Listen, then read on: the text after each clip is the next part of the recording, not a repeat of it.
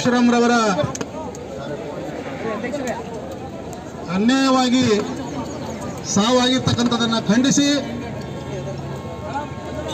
ಸಂಸ್ಥೆಗೇನೆ ಅವ್ರ ಮೇಲೆ ವಿಶೇಷವಾದಂಥ ಕ್ರಮವನ್ನು ಕೈಗೊಳ್ಳಬೇಕಂತೇಳಿ ಈ ಹೋರಾಟದ ಮೂಲಕ ನಾನು ಕರ್ನಾಟಕ ದಲಿತ ಸಂಘರ್ಷ ಸಮಿತಿ ದಿನಾಂಕ 2/3/2025ರಂದು ಏನು ಜ್ಯೋತಿಗಂಡ ಪರಮೇಶ್ವರ್ ಕಟ್ಟಿಮನಿ ಅಂತೇಳಿ ಏನು ಸುರಕ್ಷಾ ಒಂದು ಕಲಬುರಗಿ ನಗರದ ವಲಯದಲ್ಲಿರುವಂಥ ಹೊಸೂರು ರಸ್ತೆಯಲ್ಲಿರುವಂಥ ಸುರಕ್ಷಾ ಆಸ್ಪತ್ರೆ, ಇದು ಸುರಕ್ಷಾ ಆಸ್ಪತ್ರೆ ಅಲ್ಲ, ಇದು ಅಸುರಕ್ಷಾ ಆಸ್ಪತ್ರೆ ಅಂತ ಹೇಳಬೇಕಾಗ್ತದೆ. ಇದು ಜನರ ಒಂದು ಪ್ರಾಣ ತಗೊಂಥ ಅಸುರಕ್ಷಾ ಆಸ್ಪತ್ರೆ ಅಂತ ಹೇಳಬೇಕಾಗ್ತದೆ.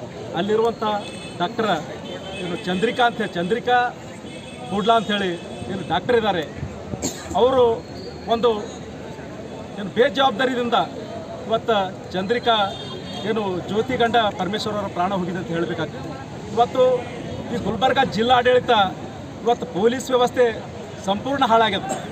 ಇವತ್ತು ನಾವು ಯಾವುದೇ ಪಕ್ಷ ಅಂತ ಹೇಳ್ತಿಲ್ಲ, ಯಾವ ಕಾಂಗ್ರೆಸ್ನವರಲ್ಲೂ ಅಲ್ಲ, ನಾವು BJP-ದವರು ಅಲ್ಲ, ಜನತಾದಳದವರು ಅಲ್ಲ. ಇವತ್ತು ಗುಲ್ಬರ್ಗದಲ್ಲಿ ಏನು ಕಾಂಗ್ರೆಸ್ ಅಧಿಕಾರ ಬಂದು ಹಿಡಿದು ಈ ಗುಲ್ಬರ್ಗ ಜಿಲ್ಲೆಯಲ್ಲಿ ಸಂಪೂರ್ಣ ಪೊಲೀಸ್ ವ್ಯವಸ್ಥೆ ಹದಗೆಟ್ಟದು.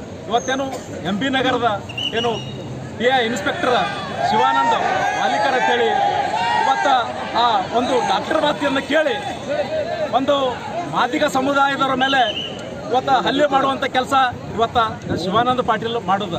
ಕೂಡಲೇ ಅವನನ್ನು ಅಮಾನತು ಮಾಡಬೇಕು.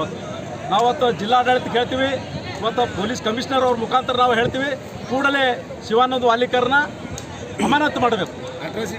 ಅವ್ರ ಮೇಲೆ ಅಟ್ರಾಸಿಟಿ ಕೇಸ್ ದಾಖಲೆ ಆಗಬೇಕು. ಇದು ಇಲ್ಲಿಗೆ ನಿಲ್ದಿರುವಂಥ ಹೋರಾಟ ಅಲ್ಲ. ಈಗಾಗಲೇ ನಮ್ಮ ದಲಿತ ಸೇನೆ ರಾಜ್ಯಾಧ್ಯಕ್ಷ ಹನುಮಂತ ಯಲಸಂಗಿ ಸಾಹೇಬರು ನಮ್ಮನ್ನು ಕರೆ ಕೊಟ್ಟಿದ್ದಾರೆ. ಇದು ಬರೀ ಗುಲ್ಬರ್ಗ ಅಲ್ಲ, ಇಡೀ ಎಲ್ಲ ತಾಲೂಕು ಮಟ್ಟಗಳಲ್ಲಿ, ಎಲ್ಲ ಜಿಲ್ಲಾ ಮಟ್ಟ 30 ಜಿಲ್ಲೆಗಳಲ್ಲಿ, ಎಲ್ಲ ಜಿಲ್ಲಾ ಕೇಂದ್ರಗಳಲ್ಲಿ ಇದೊಂದು ಹೋರಾಟ.